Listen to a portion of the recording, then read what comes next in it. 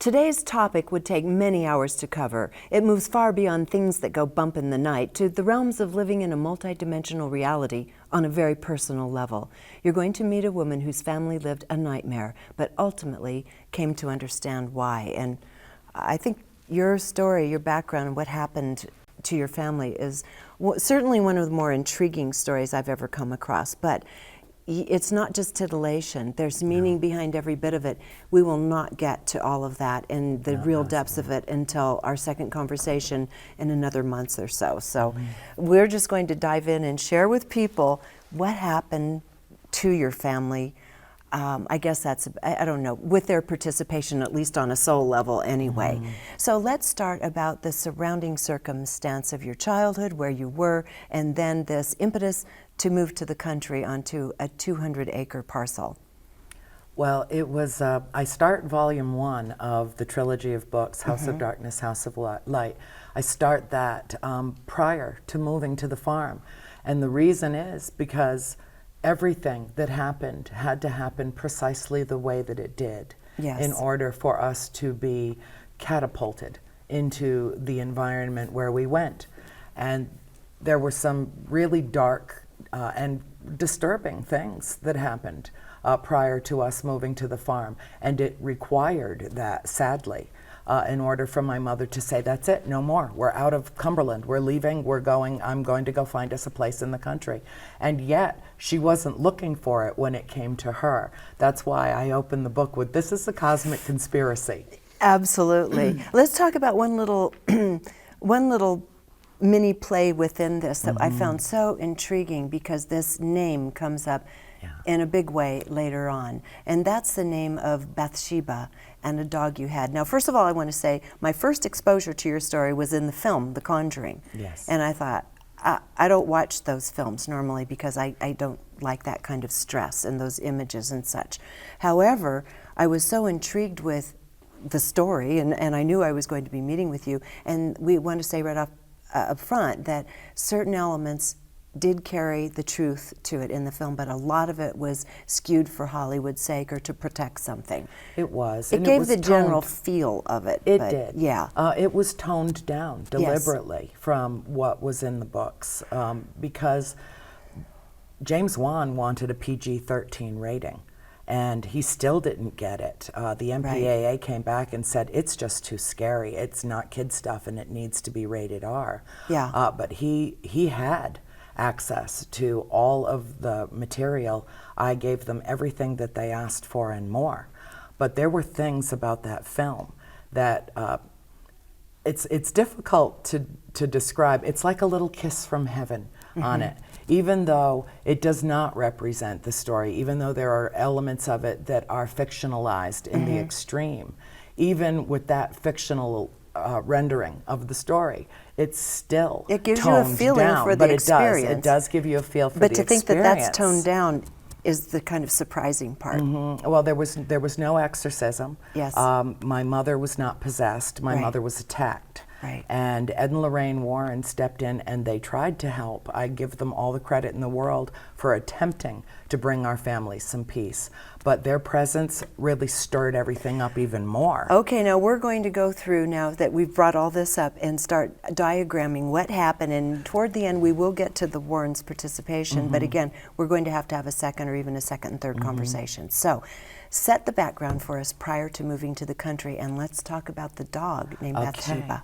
About 2 to 2.5 years prior to us moving to the farm, my father came home with a puppy for us, and she was the most extraordinary dog I had ever seen. I fell madly in love with her instantly. And she was African Basenji. They have pointed ears and curly tails, and they don't bark, they yodel. And I felt, that was it. I was gone. I so loved this dog. I was devoted to her. And even though she belonged to all of us, she was really my dog. And my mother swept her up into her arms, and she said, this is a very special dog, and she needs an equally special name. And she just held her to her bosom, and she looked up and closed her eyes. And when she opened her eyes, she said, Bathsheba. Okay, so Bathsheba. I had never heard that name in my life. Not a typical dog's name anyway.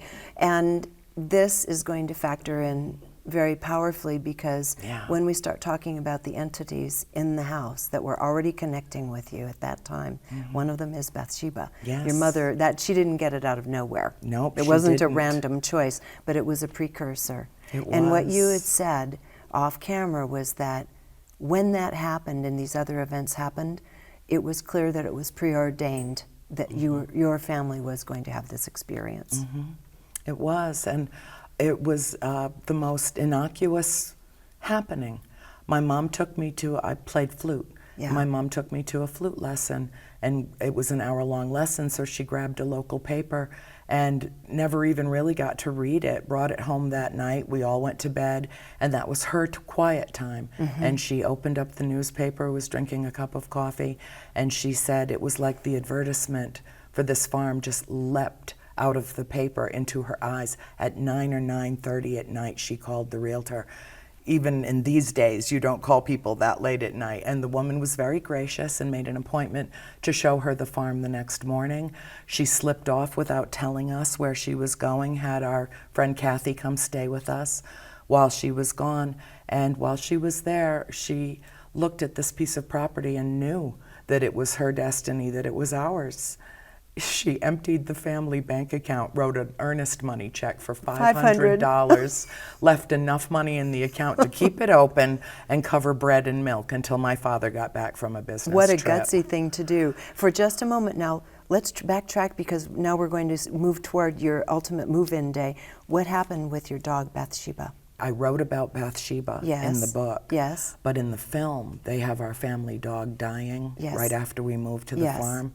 I didn't put that in the book. I thought it would be too morose and that it would scare my readers away and they would think this is just going to be one dead animal after another. Right. And so I didn't even put it in the book. I don't know how the producers or the screenwriters had that information. But another dog died. Our beautiful dog Schultz died when we moved to the farm, and it's not in volume 1. My publisher wants me to put it in there so that people aren't confused.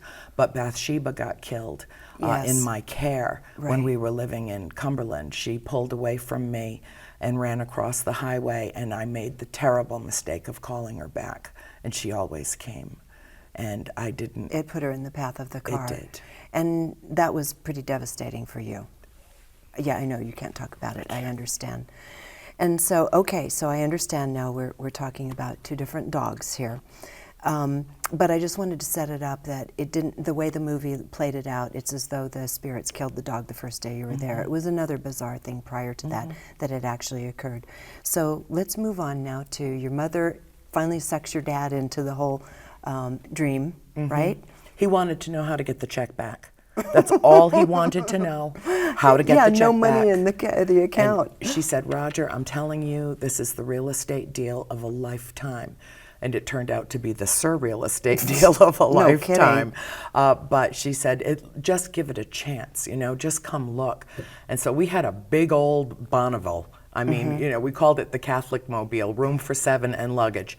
And we all piled in and we went to the farm and met dear old Mr. Kenyan, who owned the piece of property.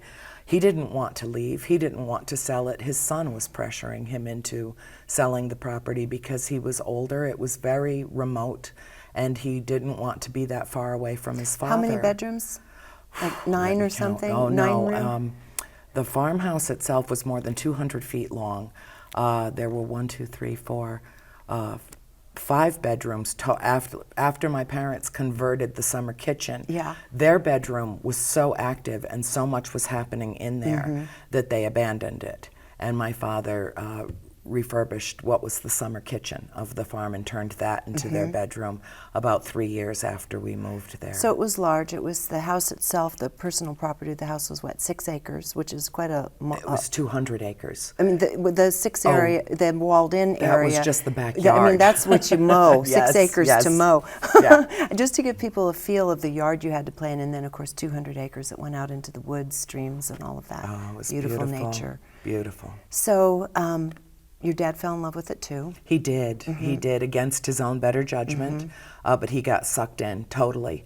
and my parents moved heaven and earth.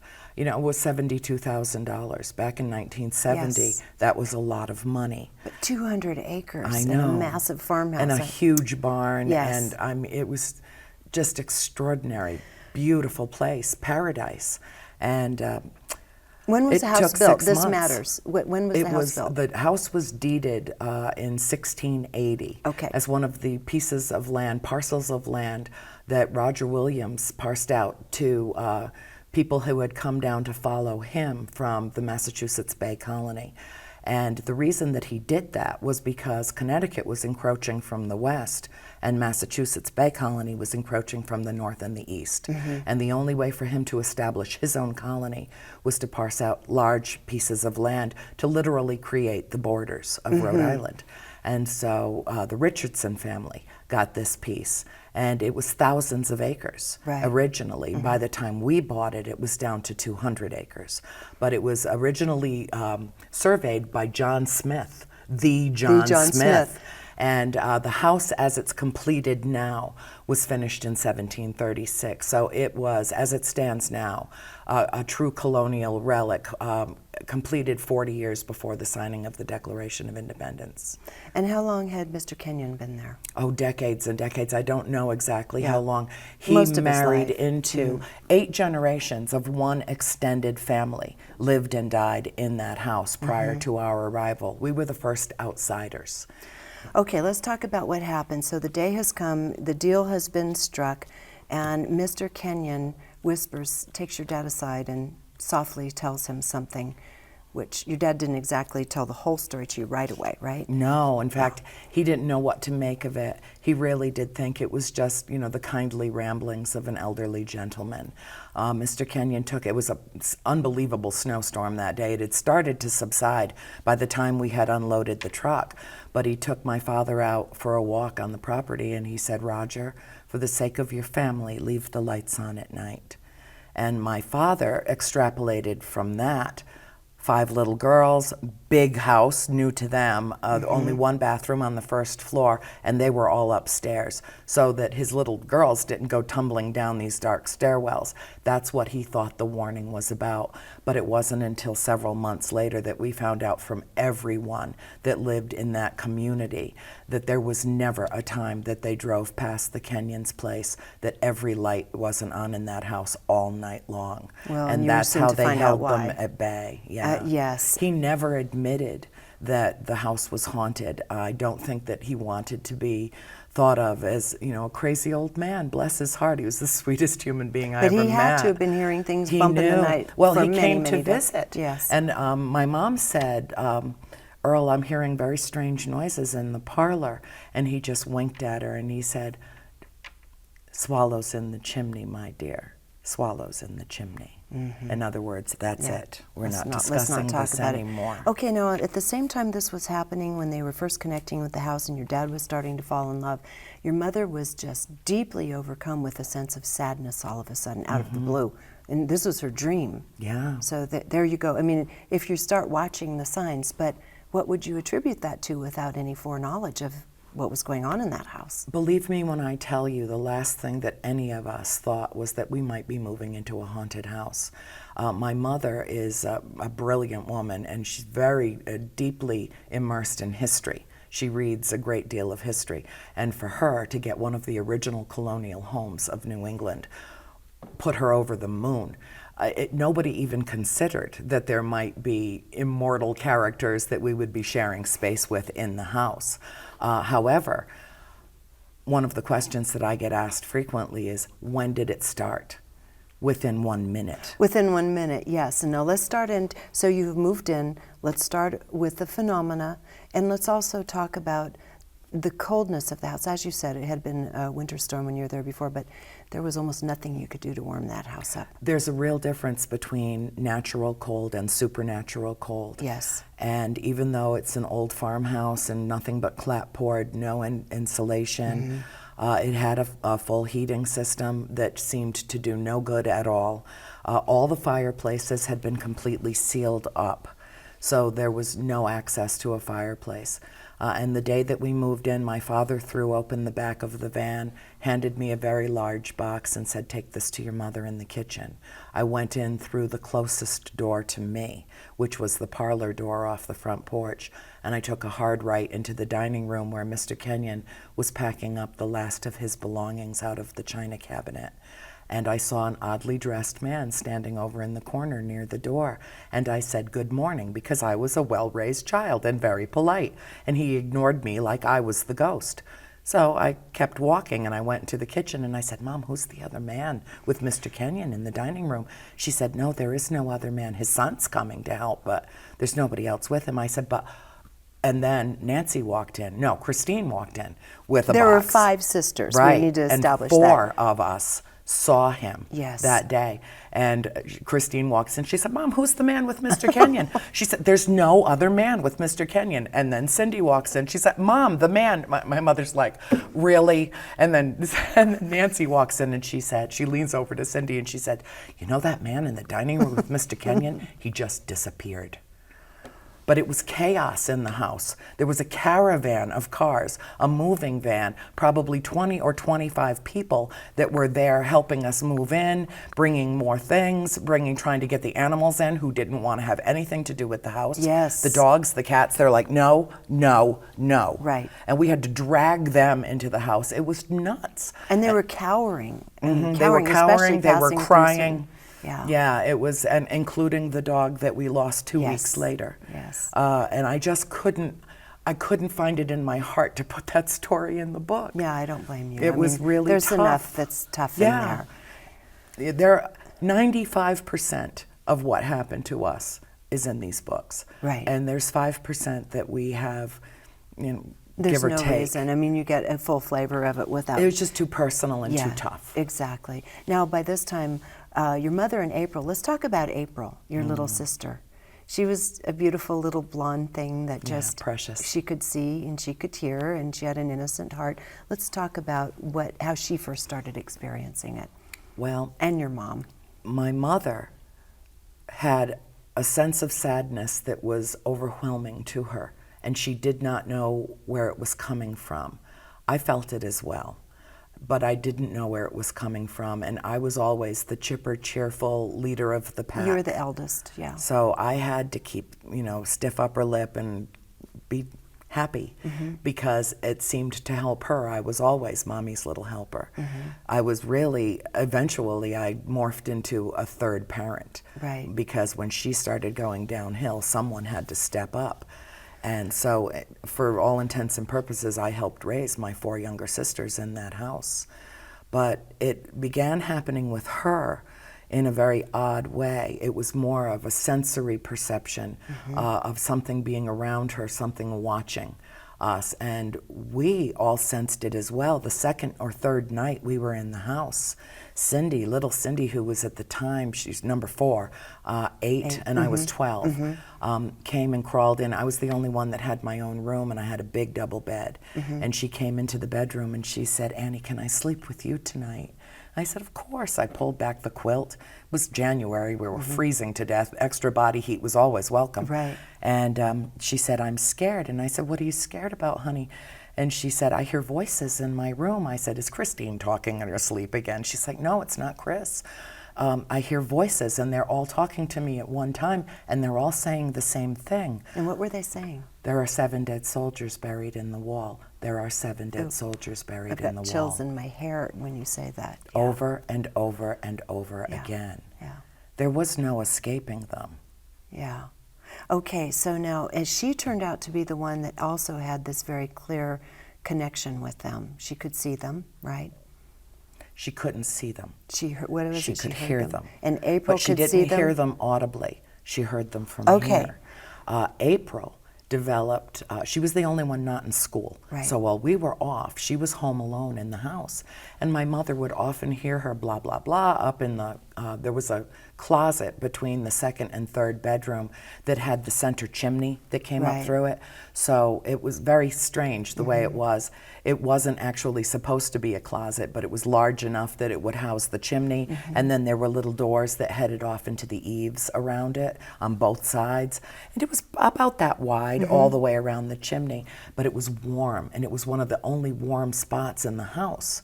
So April would go in there with all of her Fisher-Price toys, and we had the farm, we had all the little people, we had Lincoln Logs, we had Legos, and we had this huge, expansive, like, it was creativity central. And we would, I really was too old for that, but she and Cindy particularly loved to play with the Legos, and they would set up the village, the Little People Village in there. And she was in there one day, and one of the doors opened, and the eave doors were probably only about this wide. They were very, very small. And the door opened, and she said a little blonde boy with watery green eyes peeked out of the door, and she looked at him, and she was like, well, hello. She was only 5. And of course, children are wide-eyed wonder, and the world is all new, and everything's a revelation. And she accepted him, and she said that he turned and he looked around. He looked terrified, and he looked over his shoulder, and he looked side to side to make sure that he was alone, and then he crawled out on his hands and knees. And she described everything about him. He had almost platinum blonde hair, very pale green eyes that looked like he was always crying, and very thin little pink lips, but his skin looked pale. He looked ill. He was probably no more than 5 or 6 years old, which I think is why he gravitated to her. And they would play together. And he identified himself to her as Oliver Richardson. Although he never spoke aloud, he always spoke to her telepathically. But he would pick up her toys, and he would hold them. Obviously, he'd never seen anything like this. And he would take them, and he would turn them over in his hand. And the little people are all done in primary colors, you know, the little wooden things. And he would flip them upside down, and they always had a hole in the bottom of them, and he's looking in the hole. And she would just let him play with her toys. And they became fast friends, but she never told any of us about him. She was, especially when the Warrens came, she was so afraid they were going to make him go away that she never told anybody about it until 30 years after the fact. But my mother knew something was going on. Was he the one that she would play teacher with? Or was that a different entity? No, I was the one that played teacher. I was the teacher. Okay. And we had a big, beautiful chalkboard, slate chalkboard, that I loved. It was given to me as a gift when I was about 7 or 8, when my parents were both quite sure that I was going to become a college professor. They were sure of it. I was very intellectually precocious. And when we moved to the farm, we set up the middle bedroom as a classroom. And it was one of these, you could flip it. You know, it had big, solid oak. I couldn't move it alone. I always had to have my dad's help. And when we would leave the room, and by that time we knew to all travel together, that nobody, well, we knew. Yes, you didn't stay alone. We didn't stay alone. I thought there was a place where your mother was saying that April was playing teacher when she was really little, but that over near the wardrobe, and it never occurred to her that maybe she was actually talking to somebody. Yes. That event. Well, where that's she what had developed she thought. that friendship. My mother thought that she was playing teacher, or she was playing Barbies and having them talk to each other or whatever.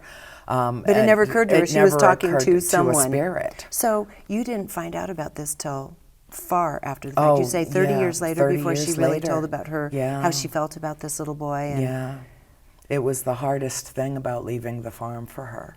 Because they were friends. Now, what I remember one little bit as I was going through the book about, and I think it was her again, but correct me if it's not, she was starting to experience things when she was in bed at night too. There was some shaking going on. And they do depict this in the movie, but in a little more violent way. I don't know if it actually happened like that, where there was a tugging on the ankles. It wasn't so much that. Okay. That was the movie version, but her, was the bed shaking? Or? Yes, it started with the beds shaking, and it really, at one time or another, it happened to all of us, but it happened to Cindy routinely. Okay. And the bed would start to shake, and very often in the morning, we would all wake up, my mother and father included, and our beds would be moved. They would not be in the place that they were put. Every morning, we had to put our beds back where they belonged.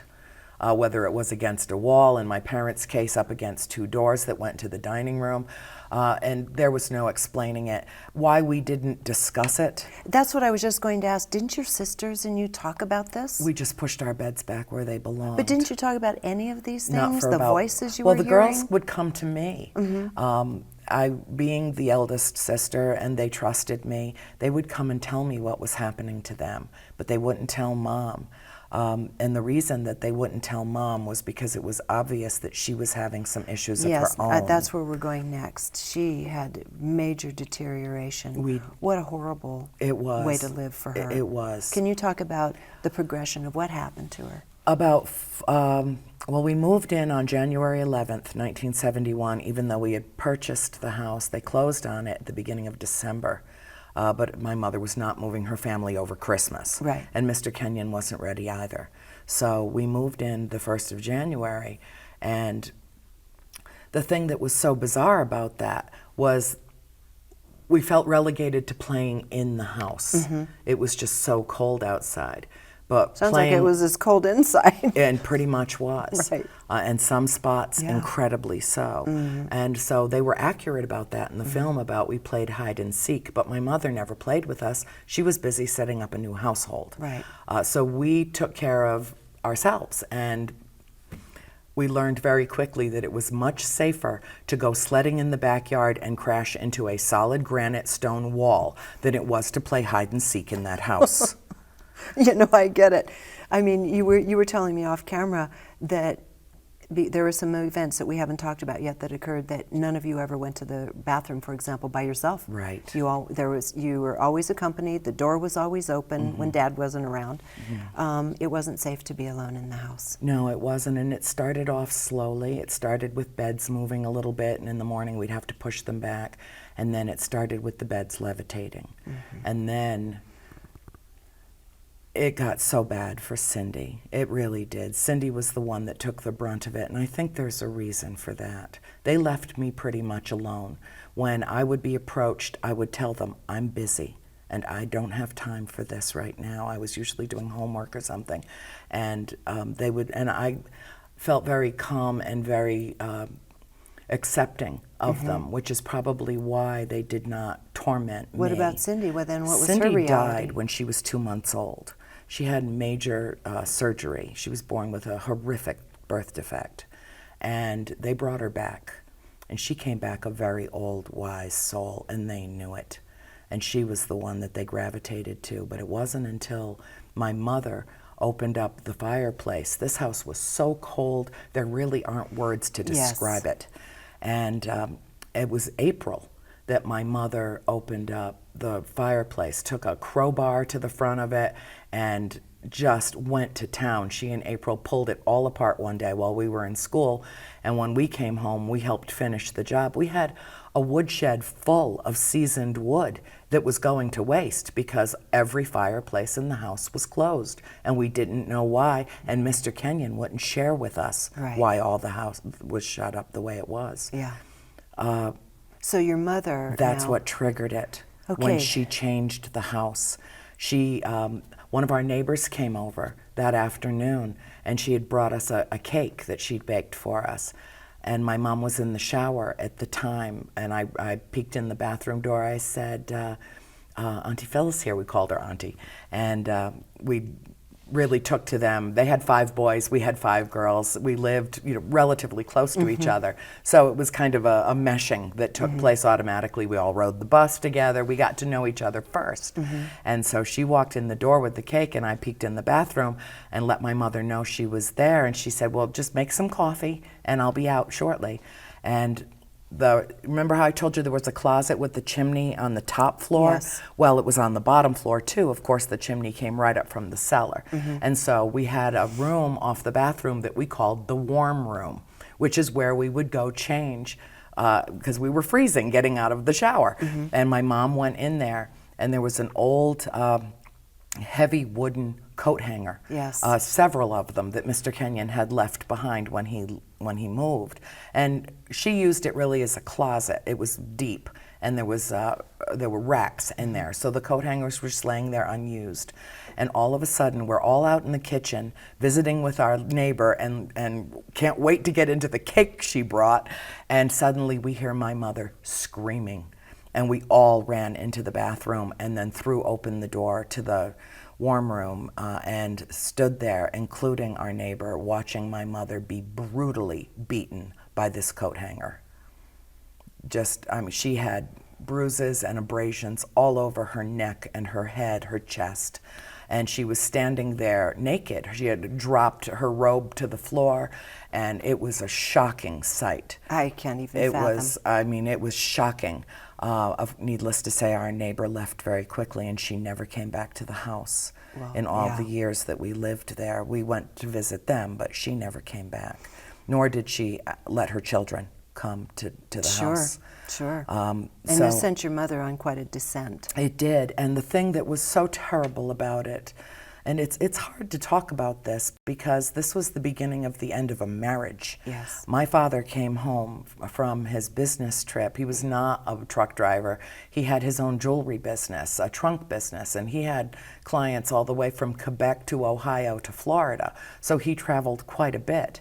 And he came home, and my mother showed him the wounds that she had sustained and told him what happened. And he said, "I don't believe it." Well, I mean, you can understand his position in that. I mean, that he wouldn't believe his wife that doesn't seem congruent, to me. But that it's so unfathomable that a coat hanger would take off of its own volition and beat the hell out of her is unfathomable too. Yeah. But that he didn't believe her, that was the end of it. She would have swallowed her own tongue before she lied to us. Absolutely. And we were raised, we didn't know how to lie. We were never taught how to lie. Yeah. It was unacceptable behavior we learned by osmosis to be honest children. And your father didn't know her any better than that at this point? He did. He admits he just was now, in denial? He was in denial. He was king of denial for years. And the thing that's so frustrating about that is that he did know that she was telling the truth. And now he admits that he was so fearful about the fact, it was back in a different time. He was the only man of the house. There was no male children. And he felt like it was a situation where he had no control over the environment that he had just moved his family into. But he made a very bad decision in not believing her, because then we learned that we couldn't trust him with what was happening with us. Absolutely. And it wasn't until June of the first year that we lived there that I went to my mom and I said, "I have to talk to you. I have to tell you what's happening." And it opened the floodgates. I went to the kitchen with her. We were on the front porch when I began talking to her, and something had happened. I don't even remember what it was now, but something pretty severe had happened with one of the girls, and I just knew it was time to tell my mother. This was not something we needed to keep to ourselves any longer. And we had obviously seen what had happened to her. I told her everything that I knew. She said, "Go get your sisters. Don't wake April up. Go get Nancy, Christine, and Cindy and bring them to the kitchen." And we had a powwow. And it was full disclosure that night till probably midnight or 1 o'clock in the morning. And she didn't disclose to us what was happening to her, but she listened to what we were telling her. We didn't know what she had already been through a month before. She was starting to age. She was in extreme pain. She was depressed. My mother was drop dead gorgeous. My mother was model material. She was. Absolutely strikingly beautiful. Yes. And she began to age at a remarkable rate. Keep in mind, she was only 29 years old and had 5 children. And when we moved into that farm, it began taking a toll on her that was stunning, absolutely stunning. She began losing weight. Her skin began to wrinkle. She, suddenly, out of nowhere, a perfectly flawless complexion that changed. She started to look like someone else. And we didn't know for a very long time that there was a spirit in that house that was, for all intents and purposes, oppressing her. If it couldn't have the run of her, if it couldn't take over from outside in, it was going to take over from the inside out. And so over the course of several years, I had the unfortunate happenstance of watching my mother be manipulated. Her voice began to change. She started using archaic English words that have been out of use for hundreds of years. Yeoman. You don't refer to the men in the village as yeoman. Right. But she was doing she had immersed herself in the history of the house. I had talked with her, and she said, you know, Annie, if this house is haunted, they're not just passing through. The spirits in this house, if there are ghosts in this house, if that's what's going on here, they're attached to this property, and I want to know how. There has to be a scientific explanation for this. And so she truly immersed herself in the history of the house, everything that she could get a hold of. And when she was finally approached by the entity itself, yes, that was. Where do you want to go with that? Go ahead and explain it. It was just really, it's worse than most horror flicks. I don't know how they could create it with CGI. No. Any of what's in these books, I don't know how, which is why they opted to do what they did. Okay, so are you talking about Mrs. Arnold? Yes. Okay, so tell us who Mrs. Arnold is, the uniqueness of Mrs. Arnold, and Mrs. Arnold's feelings toward your father. I have to back up just a little bit. All right. The reason that Bathsheba Sherman was accused of being the malignant, maleficent entity in the house was because Mrs. Warren said so. But that doesn't mean that it was Bathsheba. Right. We are pretty certain that it wasn't. It doesn't mean she was a lovely entity by any stretch of the imagination. And I know that there was contact and connection with that house. We only got bits and pieces of the history, but we got bits and pieces of the history from a man who knew her when he was a child and she was an old woman. Okay, and so she figures prominently again in the film. But in terms of the language used when this spirit would communicate, Bathsheba did not die by hanging. Mrs. John Arnold did. She hanged herself in the barn when she was 93 years old. And I have to ask myself, why? What was speaking to her? Exactly. I mean, it's compounded through the generations, these beings subject to these other beings subject to the one before them. Precisely. So let's talk about Mrs. Arnold now, because that was a big event. I'll do my best to describe this entity, and I'll tell you how I know how to describe it. I saw this encounter happen. I thought I was asleep. I opened my eyes in my bedroom above the parlor, and I couldn't move at all. I could not move. You were paralyzed. I heard my mother screaming, and I couldn't go to her. And what I saw happening with my eyes wide open was this entity who had literally usurped a solid maple dresser and was now standing right beside her in her bed with my father sleeping right beside her down on the first floor. And I could not go to her. But what I saw from an alternate perspective, not as though I was looking at it through my mother's eyes, as though I was up in the room looking down on it, almost like an out-of-body experience. It floated, it didn't have any feet, and it had a long kind of gray to brown linen dress, a very tight bodice, a wide belt, lace around the neck, and the head was hanging off the neck to such an extent that it looked like it had been snapped and then just allowed to fall. Right. It looked like a desiccated hornet's nest. It had no discernible features. The eyes were hollow black sockets. The nose it was two little holes, very, very thin lips, jagged yellow teeth, and the head had sprigs of hair, like wild sprigs of hair. And it looked like it was covered in cobwebs or something meshy over it, and the head was literally hanging down off of the shoulders, and it was moving closer and closer and closer to her. It did not speak to her during the first encounter. she started to back up and kick herself away from this thing that was coming down Wasn't over she trying her. to wake your dad up? And she was trying to wake my father up. He had long black hair. My hair used to be black. I got it from Dad.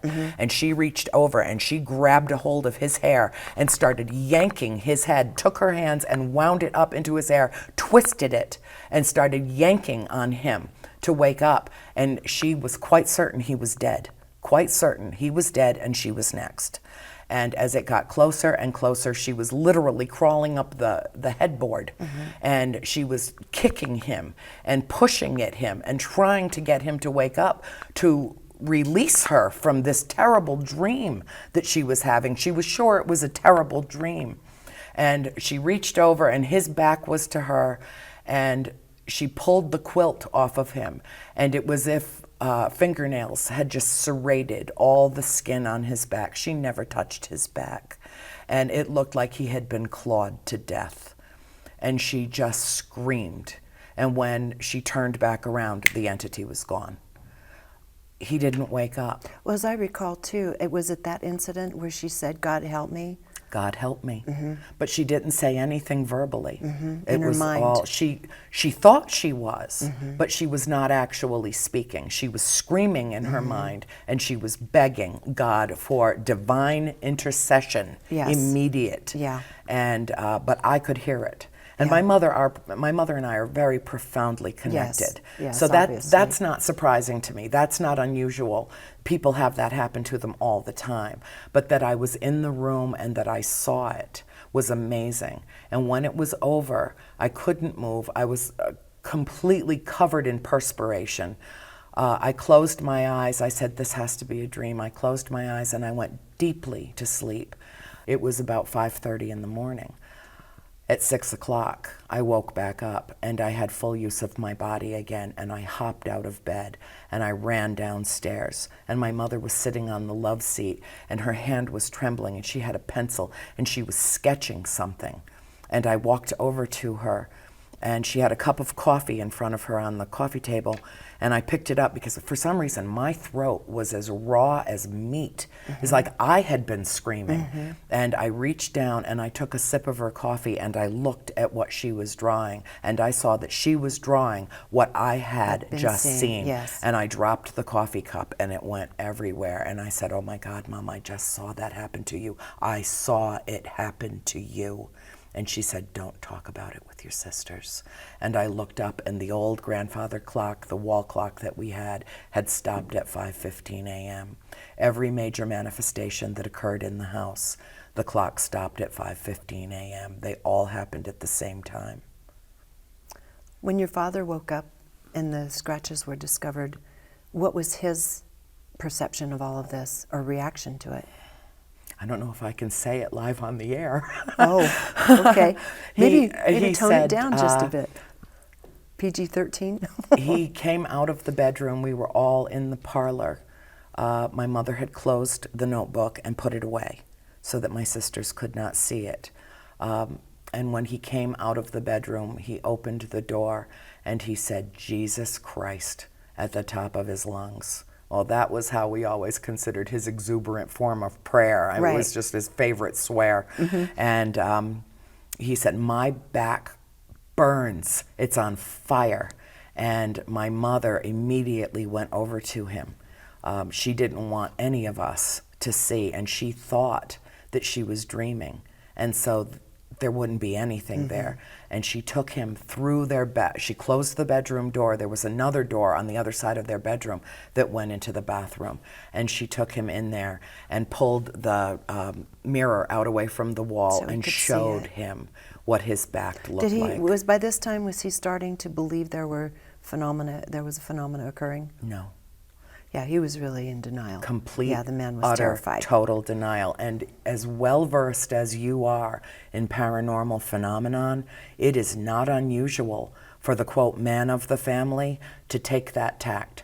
It's not unusual at all. Because they feel powerless. There's they feel nothing they can do to absolutely protect powerless. their family. Yep, absolutely. I can understand It's that. fear. It's Fear yeah. is the most powerful human emotion. The only emotion that is more powerful is love. Absolutely. And we're going to touch on that in a little bit we from are. something Cindy said. Okay. So one of the other things that was happening in the house, you said the clocks were stopping, and I was just remembering in a previous conversation we had about the radio. Oh, Tell us about the radio, because this is stuff out of movies. I guess I that's why they know. made a movie about it. well, that's actually in volume 3. Yeah. But of course, we could talk for hours and Yes. hours about this. But it was years and years later. I think it was the Warrens had already come and were long gone. And Mom and Dad went to a local auction because there was a spot in the house that just seemed empty. It needed something. So she bought an old 1920s decorative radio. It didn't have any guts. The transistors were gone. It didn't even have a plug, nothing. But it was a very attractive radio. We still have it. My sister Cindy has it. And so they brought it into the house and put it over in the corner of the dining room, closest to the fireplace where the mantle was. And she had an old pitcher and bowl and put baby's breath in the top and a pretty doily, and it was just decorative. That's all that it was. But every now and then, it would sing to us. And the song that it would sing is Nights in White Satin. And this came up yesterday in a conversation. Out of nowhere, out of the ether. You and I were having dinner with Paula Harris, Yes. the UFO researcher who's also a friend of both of ours now. And Paula was saying, Regina, when you go to England, would you please give a message to so-and-so about the song Nights in White Satin? And you said, my God, that's the song that this radio play. So again, I mean, we're always surrounded, of course. But it took me years, it took me decades to understand. I mean, it would blast out of this thing. It would clear the house. Everybody would have to leave. It was so loud. I mean, hands over the ears loud. And it would play the song all the way from the beginning to the end. And then the late lament. Breathe deep the gathering gloom. Watch lights fade from every room. And we thought that was the... Chills again. Yeah, we thought that was the message. That wasn't the message. What was the message? I love you. Oh my gosh. Well, we're going to continue on a little bit, having to do with your parents. The marriage is disintegrating. We're going to go to the Warrens for a bit, but again, we have to have another 1 or 2 conversations to pick up on some of those really large themes of love and so forth, although we are going to touch on it in a moment. So your mom and dad, it's really disintegrated by now. She's literally losing her life. Yeah. And your father's been scratched up. He's seen what's happened to his wife. He's still in denial. At what point were the Warrens kind of summoned? Explain who they are and why they were called upon or found you, however that came together. Well, we didn't know who they were. And we don't know how it happened that Keith Johnson showed up as a college student who was doing paranormal investigation with his group Pyro. He and his brother came with their group, just pulled into the yard one day. And he said to my mother, "You called me." She said, "No, I didn't. I didn't call anybody. I never called anybody." But spirits are perfectly capable. Making phone calls and playing music. Absolutely, and morphing voices and everything else. A stunning revelation, let me tell you. My mother thought that spirits were unable to hurt a mortal soul. Yeah, Another wow. stunning revelation. Yeah. Talk about a point of epiphany. Right. But they showed up first, and all hell broke loose in the house when Keith Johnson walked in there. All he did was dare to pick up a piece of sidewalk chalk and draw the sign of the cross on 2 screens in a bedroom window upstairs. And then the windows started slamming and the doors started slamming, and my sister got hit in the head and knocked to the floor, and they flew down those stairs. It's amazing. Nobody tripped over and fell onto the other people. And he is the one that went to Ed and Lorraine Warren, who were lecturing at Rhode Island College where he was a student, and he told them that we were in a real predicament. We had no idea who they were when they showed up at the door. They came the night before Halloween. And I know that the reason that they did was because they thought closer to Halloween the veil would be thinner and they had a better chance of seeing some type of manifestation in the house. What they didn't realize is that there is no veil, that it's the illusion, not the spirits, and that they could have come to that house anytime and had the experiences that they had there. And when she walked in that house, and this is how it all started, this is how the Conjuring started. She walked in the house, into the kitchen. My mother graciously allowed them in. They seemed harmless enough. Lovely couple, both very intelligent, very well spoken. And Lorraine walked over to our big old black stove, and she put her hand on the corner of it, and then she covered her forehead and closed her eyes, and she said, "I sense a malignant presence in this house. Her name is Bathsheba."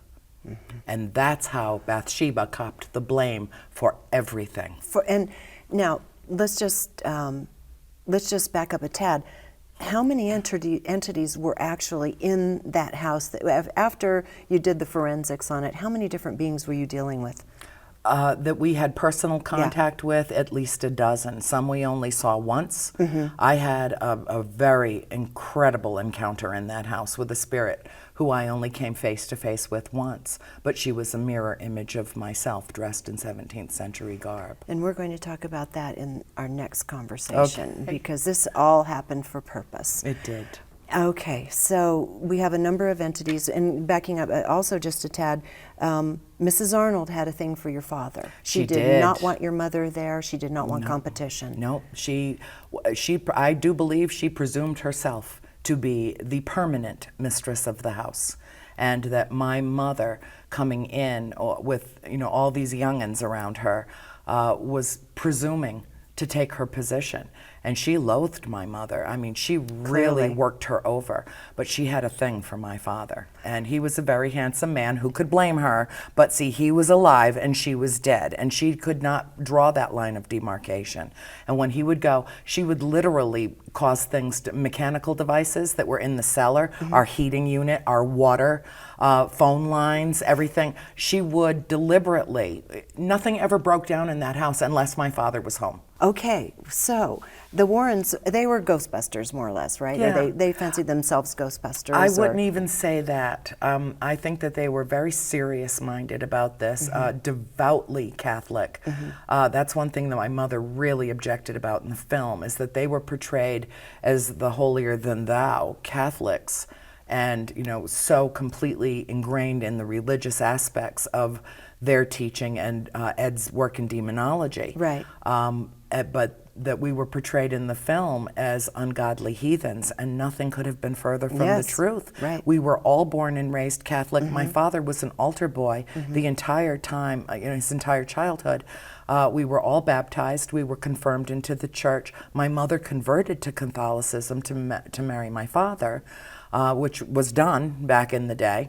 And even though she certainly didn't buy into all of the tenets of the religion, it was just what one did. So it wasn't as though you had heathens and Christians. No, So the Warrens were there. They had a strong Catholic background as well. During the time they spent at the house, she was the seer, so to speak, right? The more sensitive of the two? Yes. Yeah. And she portrayed herself that way. She did not describe herself as a medium. She described herself as having psychic abilities and being very sensitive to the spirit world. And I have no doubt about that. But I do believe, that she picked up on Bathsheba's energy, but I think she assigned blame to the wrong entity, because the second time that my mother was approached, again in bed with my father, who was absolutely helpless, put in some kind of suspended animation, this time she was approached by a spirit who came to her and said, "'Twas mistress once afore ye came, and mistress here will be anon. Will drive ye out with fiery broom, will drive ye mad with death and gloom." It took my mother being hypnotized to be able to recount all of it. That's when my father believed her. When there was no way. This was just a figment of her imagination. Under hypnosis, you can't lie. Right. You can't make anything up. It was a little too late for them by that time. It was too late by then. The breach, the chasm had grown so wide. She didn't trust him. He didn't believe her. That culminated in a terrible division between them. And he was gone a lot. So things actually were very peaceful in the house, even though we had gotten to a point where we had come to accept what was going on, and we all had our own personal relationships with our own personal ghosts. So it wasn't a feeling of being threatened or being fearful so much anymore. After a while, you get used to it. Yeah, and there was one point in Volume 1, I haven't read 2 and 3 yet, which I will before we speak next, where I think it was Cindy, that your mother was saying this godless space. Your mother was beside herself by this time, and I believe Cindy said something to the effect, "No, it's not. Can't you feel God here? Yeah. If God made us, God made them too." Right. Now, just expand on that thought from the mouth of a babe for a moment. We only have a few minutes left. Cindy is a most remarkable human being. I mean, I wish you could just have her to talk to. She would blow your mind. She's so integrally connected, and I believe the same thing that she believes, that we lived in the house of the holy, and that we were really not that much different than they were. You know, here's the thing. From the age of 12 years old, when I saw my first full-body apparition and mistook it for a mortal soul, I knew the way that I processed that information was not fear-based. What that told me is that I didn't have to fear death because there's something beyond it. That's how I processed that information. And so I've lived virtually a fearless life, but I don't live recklessly. I know that life is very fleeting and it can end in a split second. I'm well aware of that, but I don't live fearfully because I know that everything that I experience, every book I read, every piece of music that I hear, every person I love, everything that comes into my soul will continue on. And even though this vessel will at some point say, okay, that's enough, that doesn't mean that's the end of it. It's not ashes to ashes, dust to dust. That only refers to our being. And so the way Cindy puts it is, you can't really kill what's already dead. But that we are what they are. We're just in a different form, or they're in a different form than what we are now. But that doesn't mean that we're all that separate, because we're all essentially immortal souls. That's the biggest chill of all. You know, the Big Chill movie? And you all learned it as children. Children. And what greater gift can you have? You know, my mom looks back on it and she says, it was a curse in some ways, but I hate to admit how many blessings came from it. And it's true, we all feel the same way. Even though Cindy said, I wish it had never happened to me, I can't look back and say it was the best decade of my life the way that you do, Annie. But I will tell you that it changed me in fundamental ways, and I will never ever think about anything the same way again. See, the thing is, we live in a multidimensional universe. Yes. And that was a portal that's cleverly disguised as a farmhouse. And so when you are able to be in a multidimensional experience, when you can not only see what's happening in your dimension, but you can also see what's happening in dimension around you. The greatest review I got of the trilogy came from a quantum physicist who said, "This is a masterpiece. It is empirical evidence of the existence of a fourth dimension." Absolutely. And just as a little teaser before we speak again, your mother said to you, ultimately, I think it was because of you that we had to be there, and we're going to get into that part of the story next time. Okay. Meanwhile, there's one question everybody is wondering. Yes. Why in the world did your family stay in that house? Because we were supposed to. But I mean, I get that, we get that, but on just an everyday walking around level, wasn't there some point at which your mother said, Roger, we've got to get out of here? Oh, she said that right away. Okay, but why did it never happen? It's just no one really followed through. There was no initiative to really seriously get rid of it? There were no laws on the books that would protect a family moving into a haunted house. There are now, but there weren't then. Our attorney tried to get us out of the deal within a month.